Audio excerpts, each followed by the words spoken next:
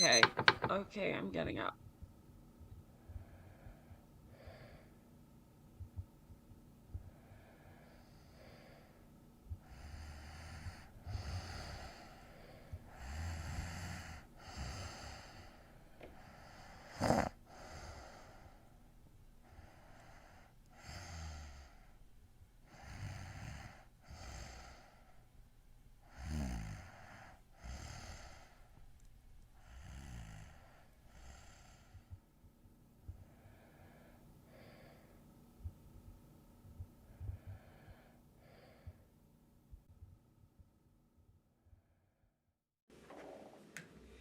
Hello, my name is Rebecca.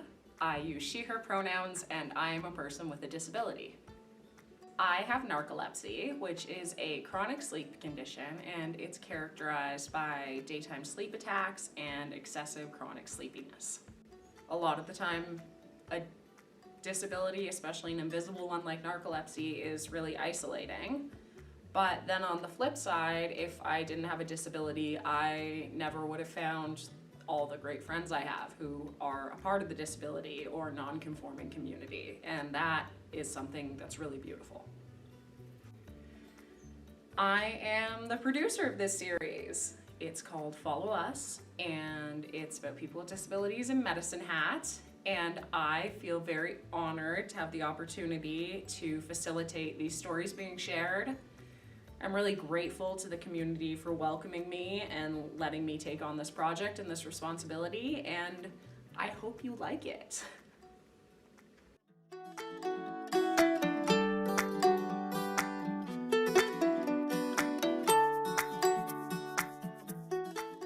Narcolepsy is a lifelong sleep disorder that affects approximately 1 in 2,000 people. Although people may begin experiencing symptoms of narcolepsy at any age, narcolepsy most often begins between 7 and 25 years old.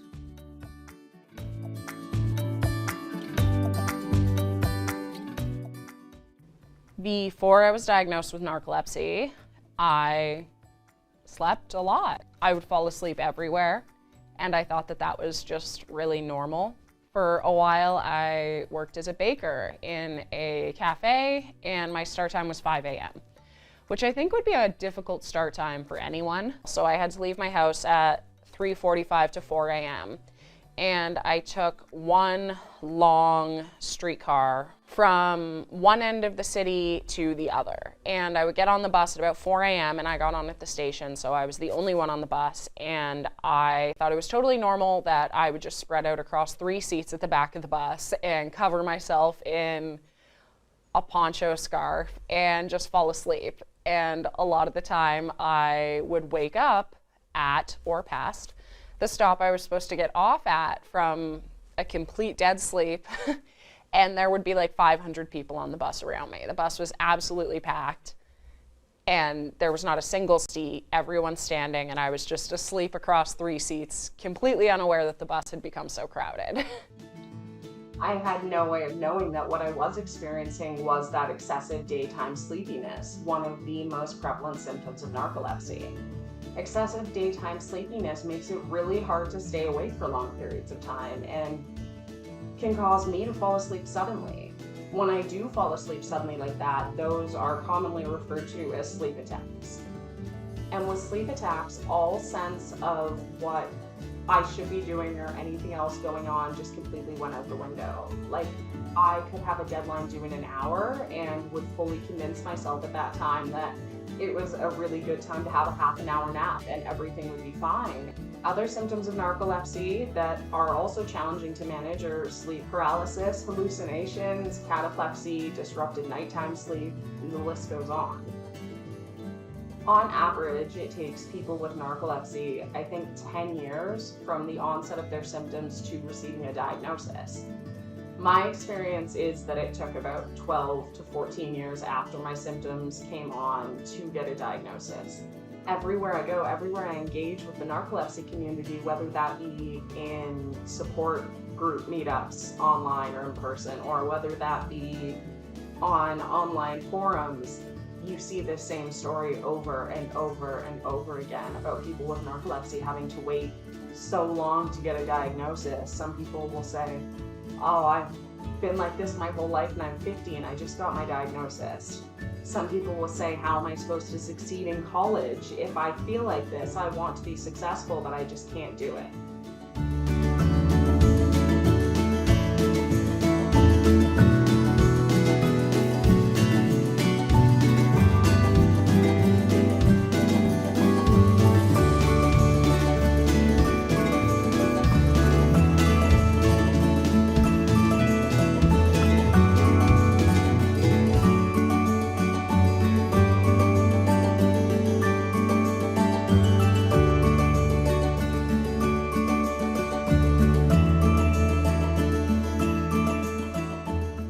It's unifying not to feel like you're the only person that's had this experience, but I hope people don't need to keep having this experience.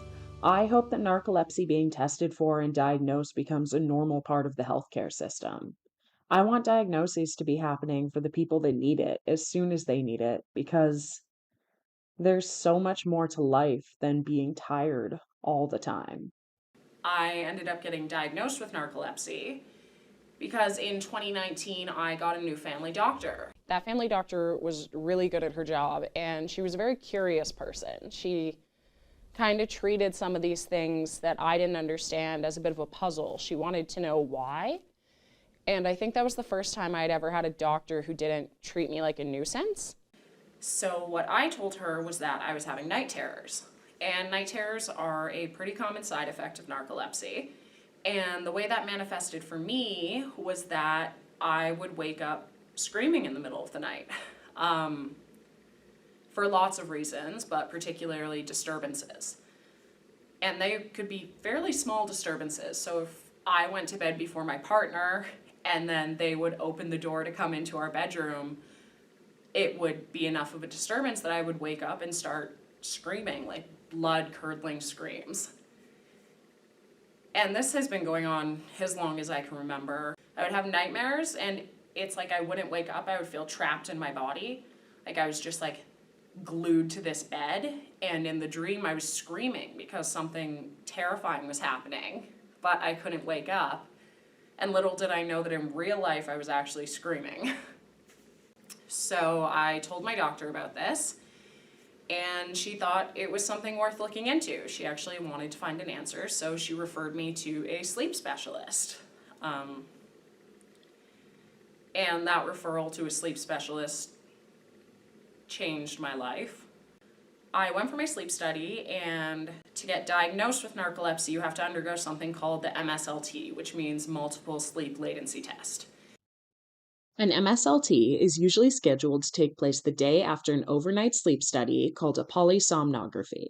So, the first step of the MSLT process is traveling to a sleep center and spending the night for a sleep study. During the sleep study, you are hooked up to various monitoring devices, including electrodes attached to your face and scalp and sensors on your chest. The study tracks your airflow and breathing rate, your blood oxygen level and heart rate, your body position and movements, your brain waves, and your eye movements while you sleep. A technician monitors you throughout the night, and your sleeping might also be recorded on video. Your MSLT begins about 2 hours after the sleep study. The MSLT involves a series of naps and breaks. Usually people are given the opportunity to take 4 or 5 short naps broken up by breaks of 2 hours. Before each nap, the technician carries out tests to make sure the sensors are working. MSLT results provide insight on sleep latency, or the time it takes you to fall asleep after the technician turns the light off. The sleep latency of a person without narcolepsy is approximately 90 minutes, whereas the latency of someone with narcolepsy is closer to 8 minutes. And then about 2.5 weeks later, my sleep doctor called to book me in with a follow-up appointment to go over my results.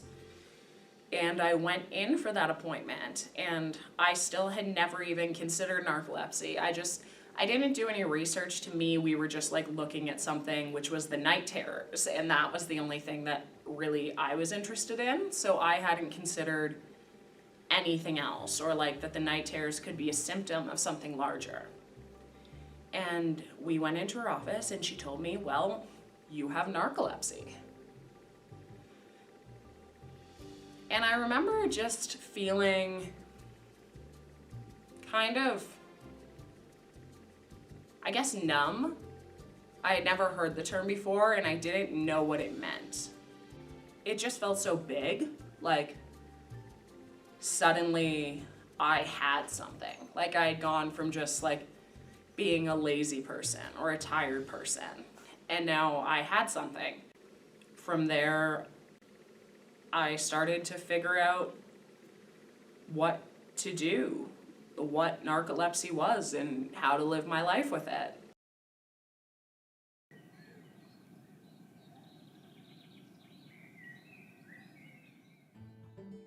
It's been 3 years since I was diagnosed with narcolepsy. I can confidently say I am doing better than ever. I am on 2 different types of medications that help me handle my narcolepsy. The first one is a stimulant drug that gets me up in the morning and keeps me going through the afternoon. So I take that twice a day. And then the other one does help regulate my body going into REM. With those 2 medications, the way I spend my day feels much more productive. I wake up in the morning and I have my coffee, I have my meds, I do my morning routine, and then I get moving with my day. Some days that involves meetings. I'm on a couple of different boards now. So I am the chairperson for the Medicine Hat Working Group for Accessibility and Inclusion. It's my 2nd year on that board. As well, I am a member of the Alberta Ability Network. We are a grassroots initiative that has been advocating for strong and effective accessibility legislation for several years. Alberta is one of the last provinces without accessibility legislation, and the time for that to change is now. I think one of the benefits of a small town that I enjoy is how much easier it is to find your people. And for me, those are other people that want to be involved with disability advocacy and awareness, and people that want to move that needle forward on what we can achieve for people with disabilities, what we can achieve in terms of accessibility. And that's my main goal right now, is moving that forward as much as I can. If I could ask people to change one thing, it would be any preconceived notions they have about disabilities they can't see, to just leave them at the door. It's really challenging having an invisible disability. I feel really scared sometimes sharing with people, and I feel like it can be very lonely because I might not tell everyone I meet, and because of that, people can say or make jokes that can be really hurtful. My message would just be kind, and if someone does disclose to you that they have a disability that you can't necessarily see, treat that with grace.